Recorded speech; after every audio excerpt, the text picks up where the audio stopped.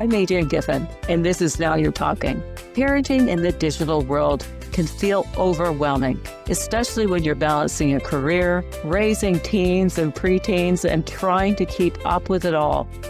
Screens are constant, and sometimes real connection feels out of reach. This podcast is your chance to pause and breathe, a space for stories and insights that bring encouragement, perspective, and the reminder that you are not alone.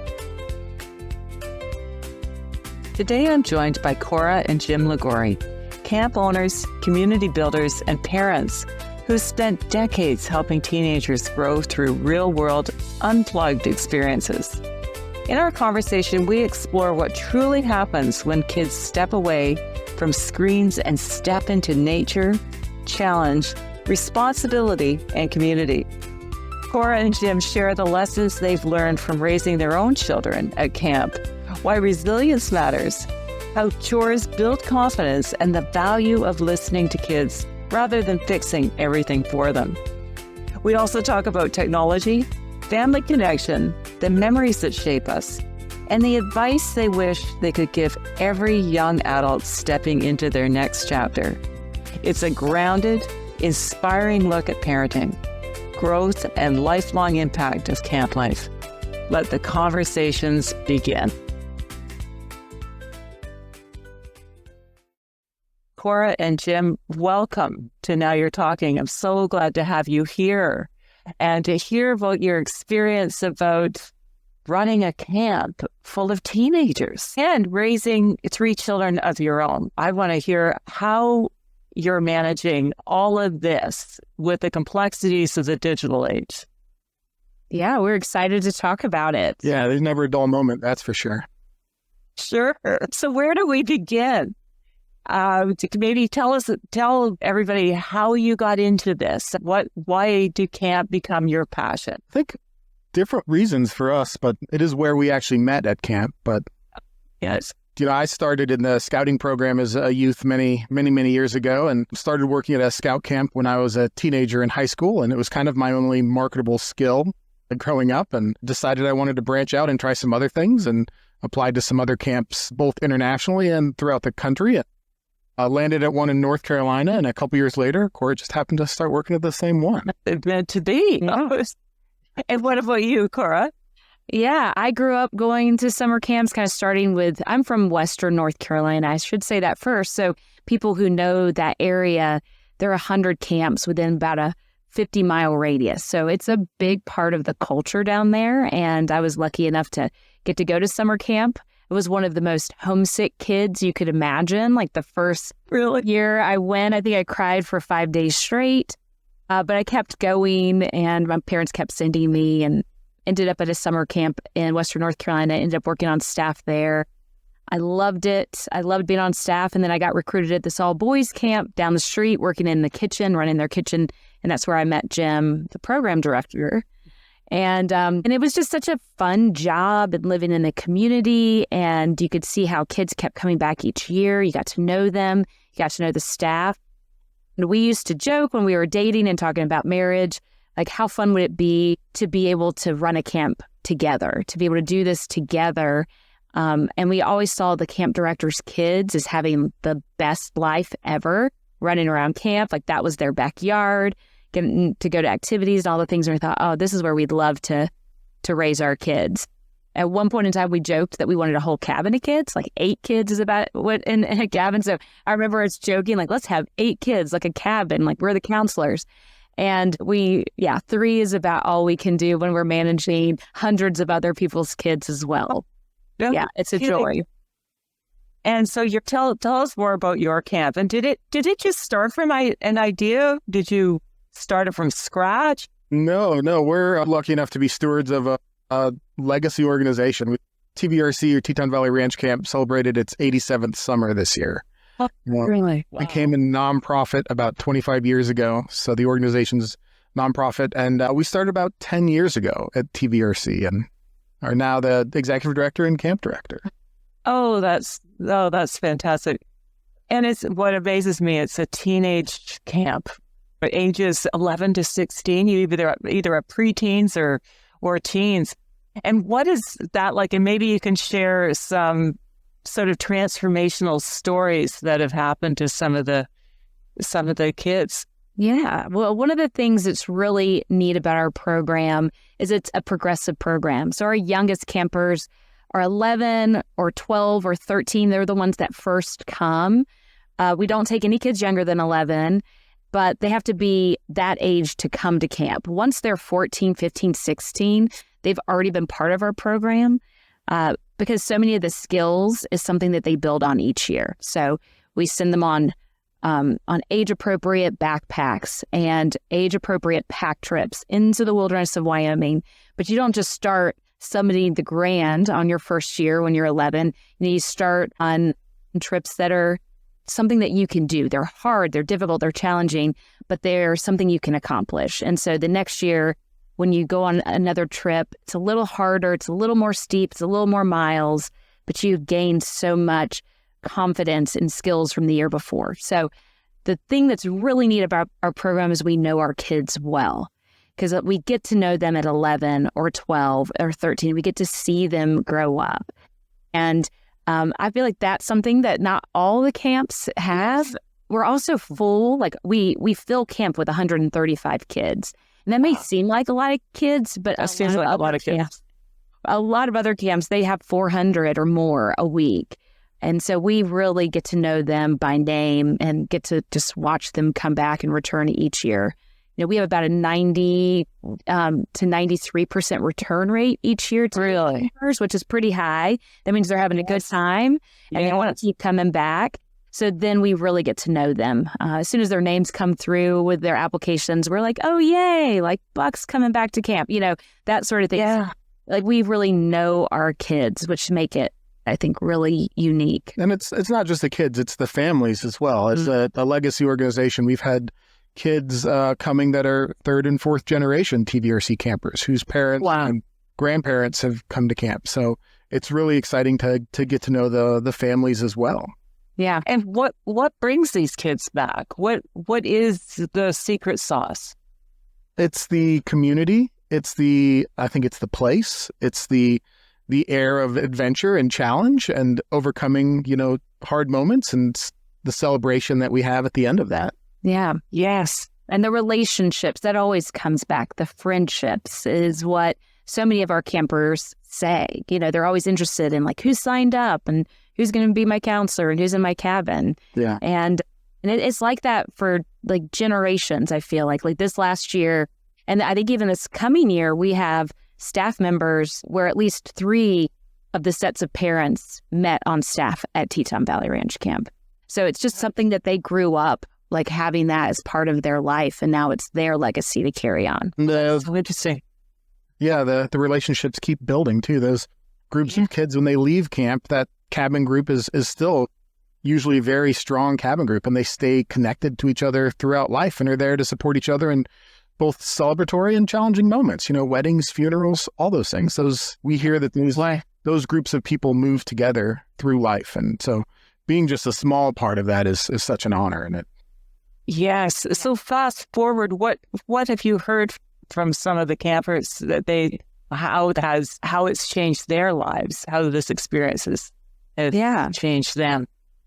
There's so many stories to even pinpoint. I'll try to pinpoint a couple that I can think of. I have campers who will reach out to me and they will share like an entry essay that they have written to get into a top college. And it's been about like hiking a certain like peak or, some experience that they have. And one that I just got the other day was a camper who last year she aged out of our program. So she came for several years. She was a camper. Last year she was a trailblazer, and that's our oldest group. So they spend most of the time on the trail. And she goes to a wonderful private school, and she's a senior. And so she did her senior speech.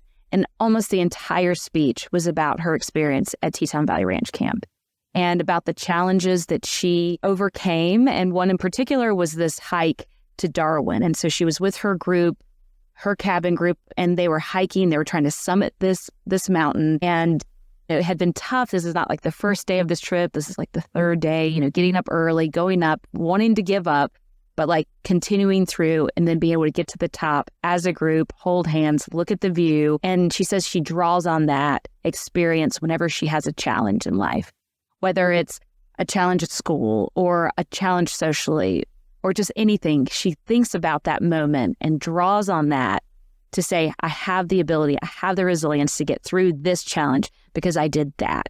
And then just remembers like how that sense of accomplishment felt. And her mom, they filmed that. Her mom sent it to me on Monday. So I got to watch it. Of course, tear up a little bit because this is just one of the numbers that I saw. And her first year when she came, she was like, I don't think I'm ever coming back. This is hard. And then so to see her come back each year and then, stay in touch. Like they stay in touch and they say, hey, I told my entire school this story and I want you to know that I'm still talking about my time at Teton Valley Range Camp. Oh my goodness. And you mentioned that the camp experience helps build grit and resilience. And in your own children, could you share a little bit about that? How there is an overlap? With my own kids. Well, we're still working on the grit and resilience with our kids. But they get to see behind the curtain a little bit. And they, my peer camp directors will say, you will probably sympathize with this. They're like, why do I have to be a part of TVRC? When you're responsible for so many kids, it feels like maybe you don't care about me as much, or you're spending so much time with other people's children. What about me? So, we have to be able to balance that and think through that.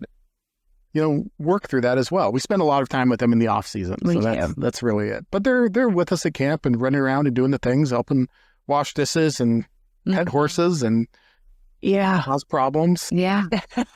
and what is the horse experience? Because is it all a horse? It's a horse riding camp. Is that it? It's not primarily horse riding. We do a lot of horseback riding, but we do a lot of other stuff as well. So every camper will ride horses. They'll participate in at least one backcountry horsepacking trip where they are on a horse for 3 or 4 days consecutively in the backcountry. And then we also do weekly rodeos as well, where campers sign up for rodeo events and then participate in those events. And we keep tally. And at the end of the season, we do a rodeo king or a rodeo queen for the campers that have accumulated the most rodeo points by winning different rodeo events. So, but it's definitely, there's a lot of horse activities, but it's not solely a horse-focused camp. We actually have a fair amount of kids that prefer to not really ride horses, and we'll do other things. They'll focus on the fishing and the backpacking and some of those pieces as well.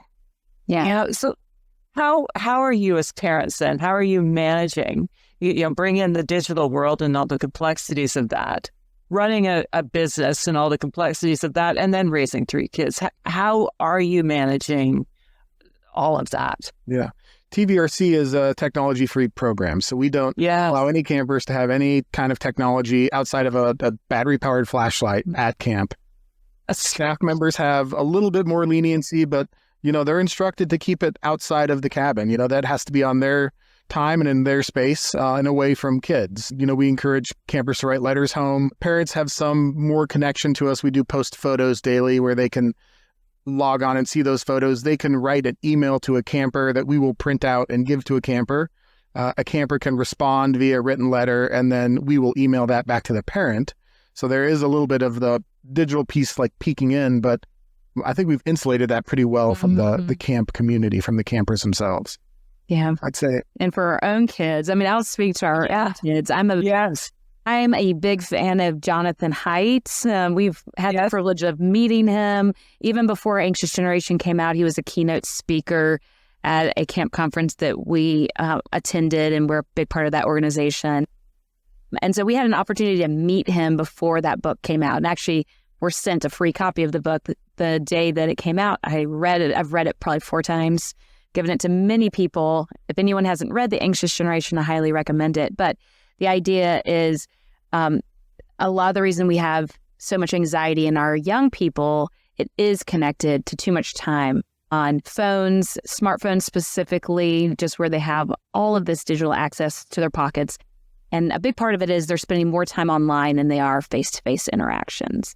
Mm-hmm. And one of the things that he really has encouraged, and luckily, we found out about it at a good time, because I think the time that you start implementing this stuff is really important. but we have delayed giving our kids anything. Mm-hmm. And none of our children, including our 13-year-old daughter, have cell phones or Apple Watches or anything. And we really limit the screens and their connection. No social media. I don't even know when I'm going to introduce social media, but no social media. But for now, no cell phones as well. And how does that work? I don't know if your kids are in a regular school or homeschool. Yeah. Do you find that there's resistance, or you're getting resistance from because other kids have it? Yeah. Always want. Yeah. It's a challenge. It's a great question. I think at one point in time, I think there was a little bit of a fight. And I think maybe we live in Jackson Hole, Wyoming, and there are a lot of other parents who are aware of these things too. So I think the other piece is just that a lot of the friends of our daughter are also, their parents are delayed. Okay. Oh, that helps. And so I think that's really helped. I mean, I will, if my daughter wants to call a friend, she can use my phone, and use my phone for that and then give my phone back. And so we're not limiting the conversations. Whenever I have her friends over to spend the night, though, I have a rule, and they can't have their cell phones when they're coming to spend the night, because then it's not a cell phone free play date or sleepover. It becomes like you're sitting on the phone and not interacting with each other anymore. So I tell the moms that, you can send it, but I'd like to keep it for now. And the parents are like, oh, I think that's great. And so they can always send me a message if they need to get in touch. But our kids have gotten really creative. Our daughter has figured out she can email us from her laptop or her iPad at school. So she'll send me messages that way about change of plans. But we haven't had any issues with it. But we're also in a community that I think embraces it a little bit more than maybe some of the other ones. Yes, so that would certainly help, because then you're not getting as much resistance. Right.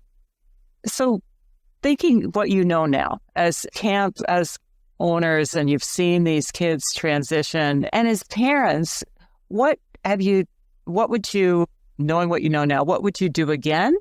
And what would you do differently? Good question. We went down the electronics road a little bit, and then made a hard 180 and retreated from that. We probably wouldn't do that again. Yeah. We'd definitely stay stronger on the front end. Yeah. We're not going to do these things. I think that's the biggest one I can think of. That's the biggest one. And the example he's saying is, my daughter really wanted to listen to Spotify, and she wanted to have music. And so we took an old cell phone and cleared it and only had Spotify on it and gave it to her. And she loved that. But then kids are smart. And so they can figure out how to download things and add things to it. Mm-hmm.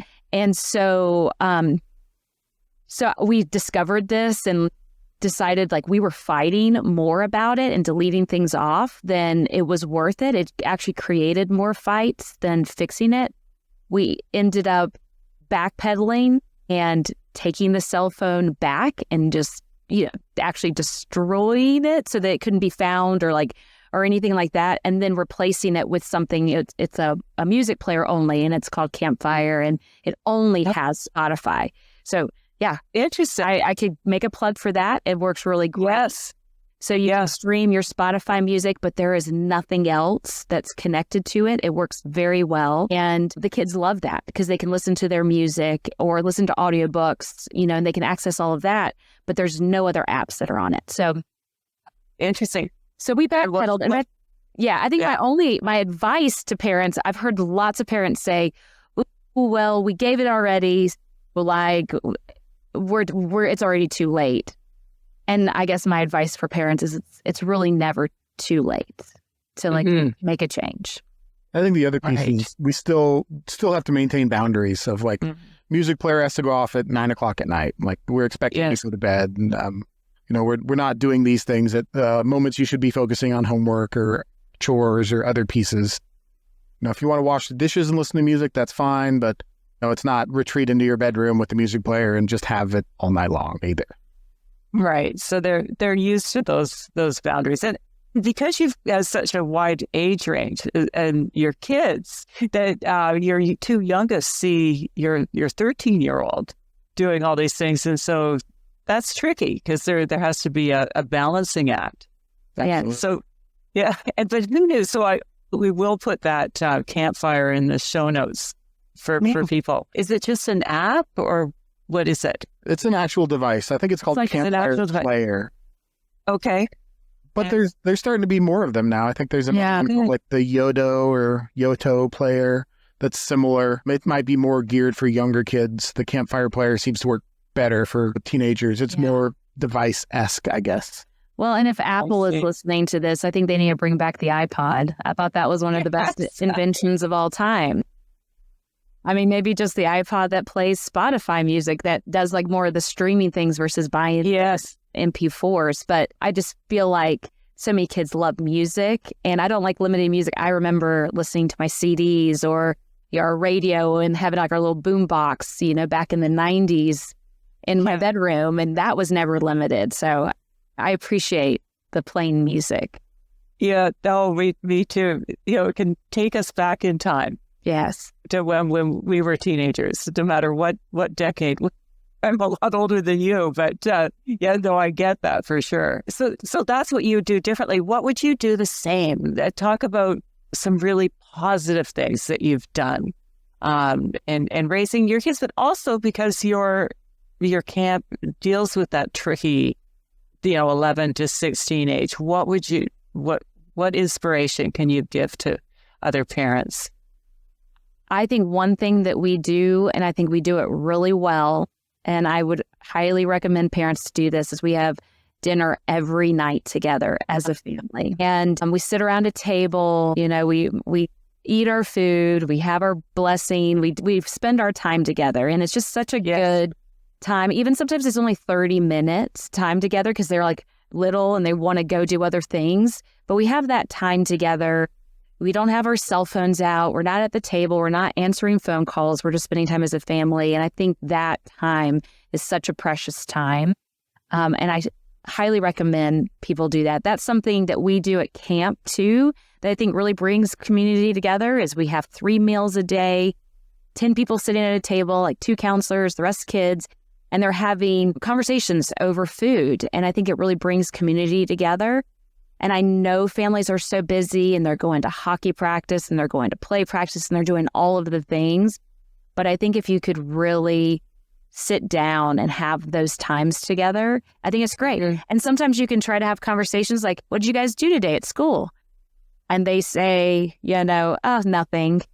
And we actually have, it's very similar to your game. So we can talk about that a little bit more, but we have like a box of questions that we can pull out and we can just ask a question and everyone gets an opportunity to ask a question and they love that. Sometimes they want to do 2 or 3 and everyone gets an opportunity to talk around the table. So it's just a way that the whole family can connect together.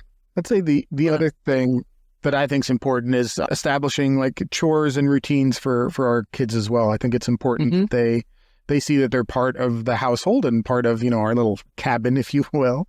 And they're able to do things to build their responsibilities. So things as simple as, making their bed and cleaning their room and holding them accountable to that and keeping that going, because that, I think, builds good habits for life, but also shows that they're a part of our family and that we're not going to do everything for them, that they need to take some initiative and do some other things as well. I mean, that's, I think, going back to TVRC is like the ability to accomplish challenging tasks, I think, is really the secret sauce of TVRC. And I think that starts very young of like, I know I can make my bed. I know I can wash the dishes. I know I can climb that mountain and, do these other things too. So. Yes. I mean, I'm interested to know because I also believe in chores, and my kids every Saturday morning we would do chores, and they chose their chore, but every Saturday morning they would do it. Do you give an allowance for that, or do you just expect it? We kind of do both. We do have an allowance every week that we give them, and it is linked to like, do they get all their tasks done? Have they finished all of their things? And also kind of going back, maybe this is a lot of being the camp director stuff. We do use technology. We use computers. We use all of that at work. But at home, I do a lot of pen and paper or a lot of checklists. So I actually bought a magnet that's like a chore chart that, you put the label maker, like make my bed, like get my agenda signed, like, and I have all that there, and they actually physically check it off. I know some people do digital things that they do, but I just resist all of that. I want them to see it written, and they have to be the one to check off that they did their chores. Well, isn't that great? And it's sort of front and center in a place in your home. It's on the fridge. Yeah. That would build sort of a competitiveness too, amongst the siblings. Probably okay. If it works. I mean, we have two kids that are very not competitive at all, and one that is super competitive. So he's always checking it off, and the other two are like, we'll get there.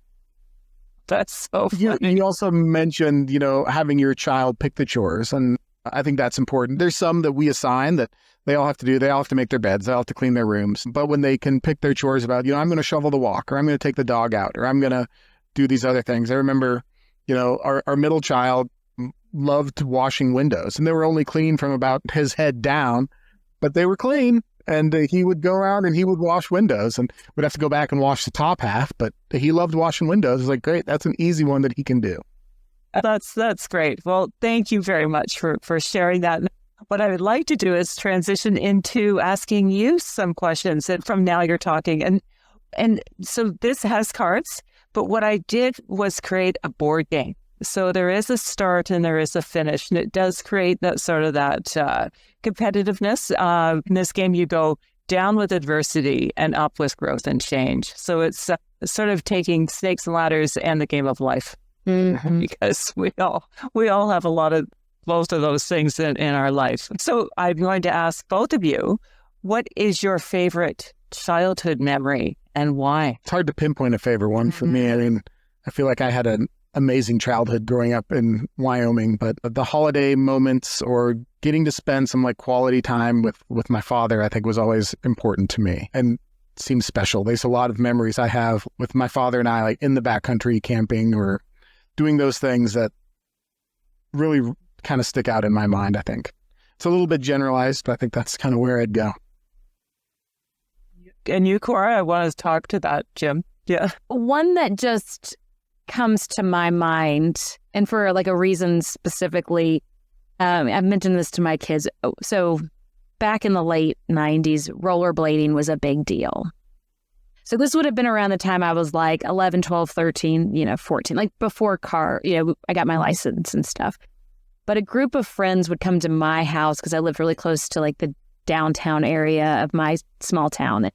We'd put rollerblades on and we would just go rollerblading. It would be 6 to 8 of us, and we'd just go all over town. One of my best friends still today was one of those girls, and she said one day, can you believe our parents let us do that? Can you believe they just let us do that? And I kind of thought about that, and I thought, why not? What is a more safe way to go and have some freedom than with a group like that? Would anyone really have pulled up and tried to pull one of us in the car? Or there's such a safety with numbers, and there was such a free play and a sense that we were free and that we had all of this time together without adults watching every second. And so It was a sense of freedom, but it was still relatively safe. And I think another thing that John Heights talked about is we now are so concerned about physical safety and what we perceive as physically safe for kids. But then we might just hand them a cell phone or some computer in their room with the door closed, and that's not safe at all. And that we have this, they're physically safe, so they're fine. But are they truly safe? Because we've just given them access to all of this stuff. So I want to fight back a little with society and just say, I think we need to go back and, have more of a Sandlot mentality. My favorite movie of all time, Sandlot. I think we need a Sandlot childhood back again for kids. Yes. And summer camp is just a great way to do that because it is this perceived independence, but we also have a lot of safeguards around that. So they can feel like they're kind of in this risky place without their parents watching them.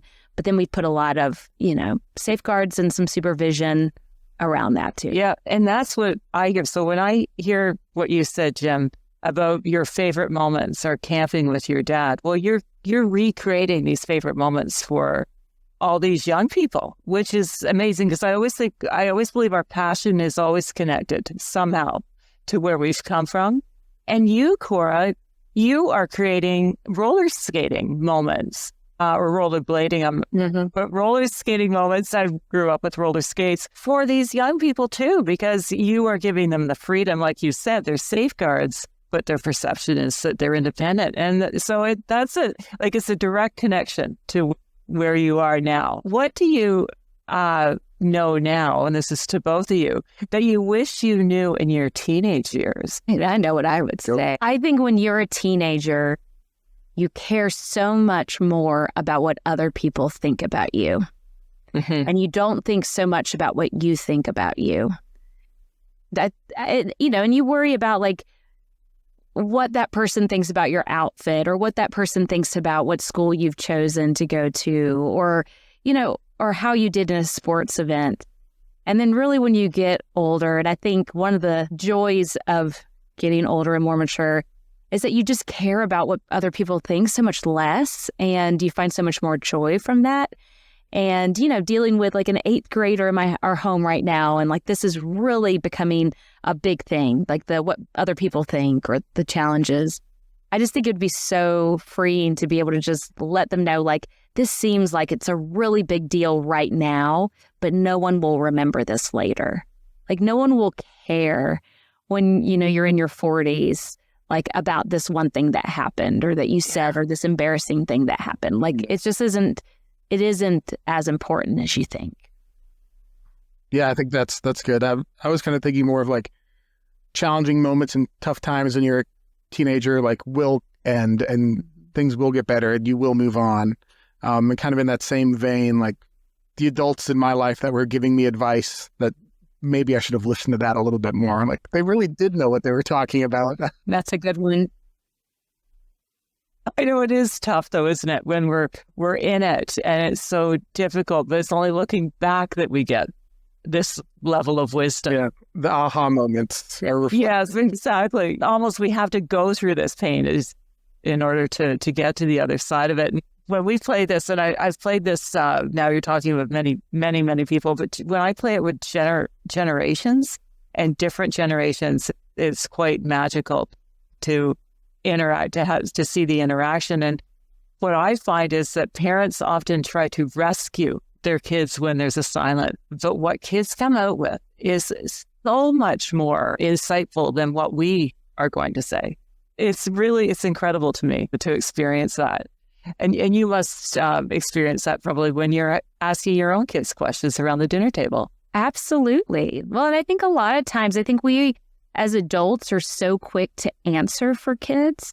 Yes. And a lot of time they just need us to listen. And we train our staff, even though they were kids more recently than we were kids, you still have to go through a staff training. And most of the time is don't feel the awkward silence. Don't, if they're struggling or having an issue or they're trying to solve a problem, they don't come to you because they want you to fix the problem for them. They want you to be a sounding board. They want you to like listen and think about what they're saying. And then if they come up with something, maybe help them or just say, yeah, I actually think that might work. When you want to try that, is there a way I can support you? Versus trying to bail them out and solve the problem every time. I think that's what gets really frustrating for them when they're talking to adults and they feel like the adults are just constantly nagging at them. Is it that they're nagging or they're just trying to solve their problem for them too quick? Right. Yes. And then I think back to what you said about that young girl who was doing the valedictorian speech and she had to go through that difficult time to get, and so then she can replay that in her mind. That's very powerful. One more question. I don't want to let you guys go. What advice would you give to high school graduates today? It's sort of the same, but if you can come up with something a little bit different.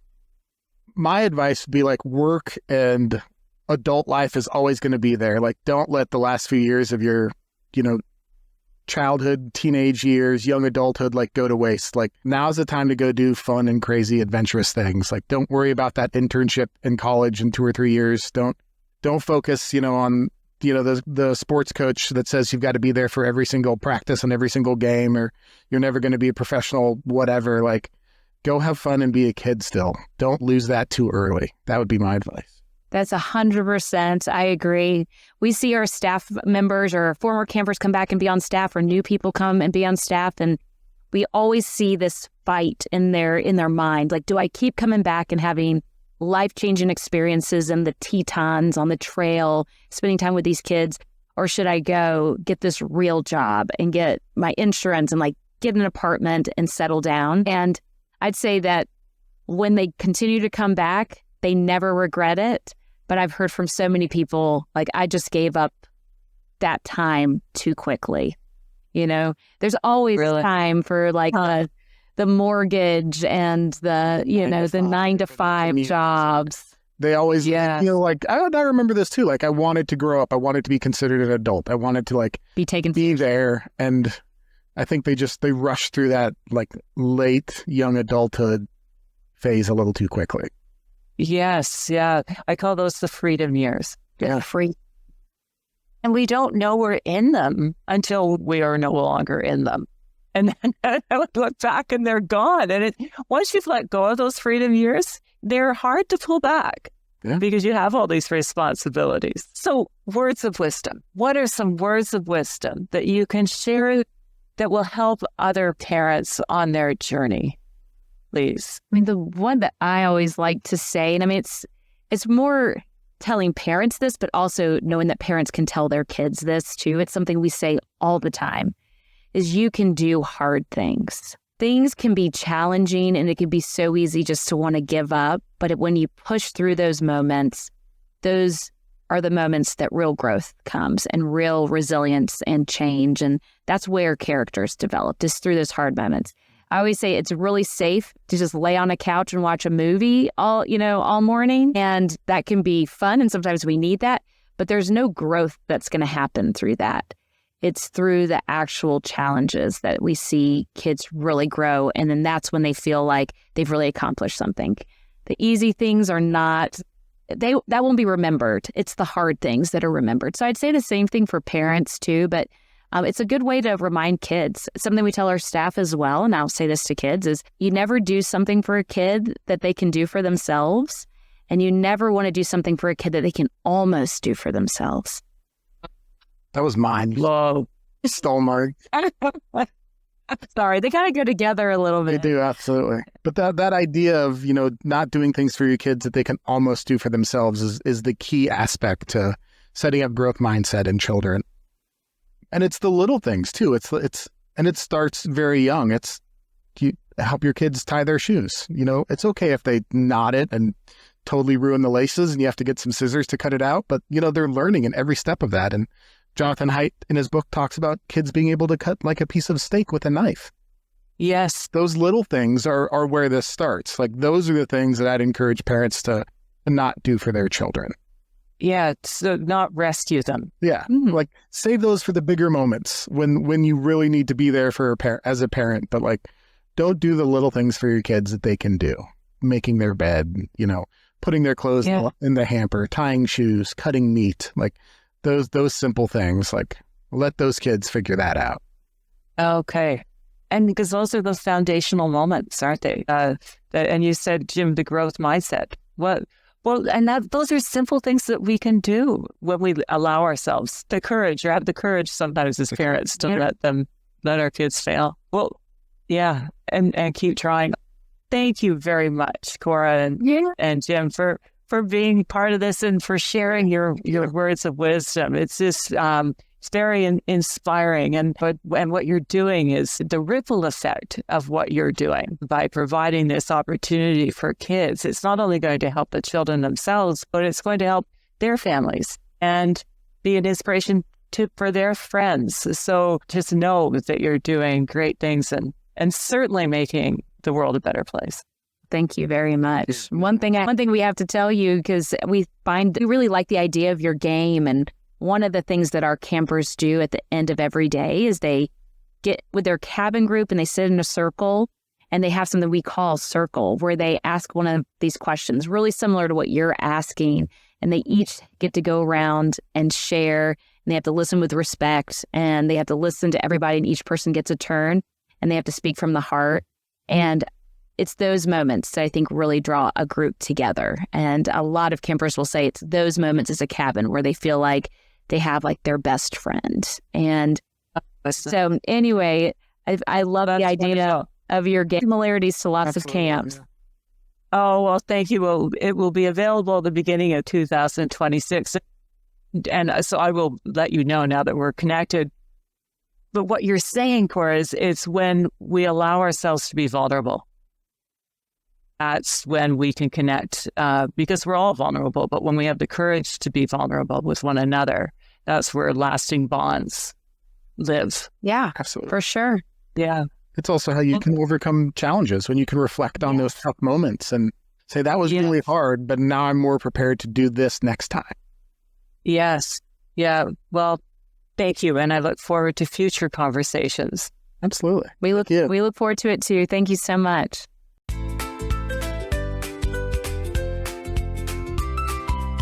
What an incredible conversation with Cora and Jim. Two people who understand on the deepest level how community challenge and connection shape a young person's life. Their insights remind us that kids grow stronger when they're trusted, that responsibility builds independence, and that some of the most important learning happens when we step away from screens and return to real human experiences. From chores and family dinners to technology boundaries and the freedom of the outdoors, their stories offer both practical wisdom and heartfelt reassurance.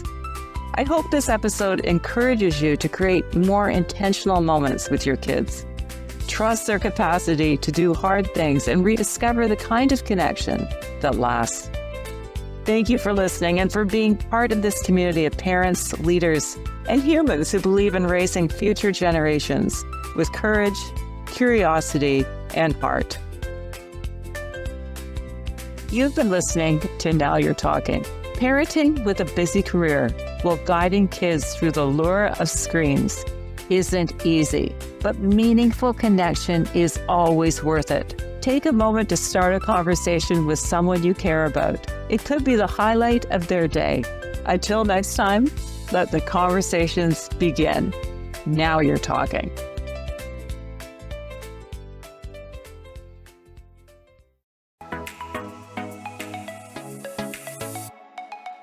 I'm Michelle Abraham, and we are honored to have Adrienne Giffen's Now You're Talking podcast on our High Vibe Podcast Network. For more high vibe shows like hers, head on over to highvibepodcastnetwork.com and grab your free gift from our gift vault from all of our hosts. Until then, stay high vibe.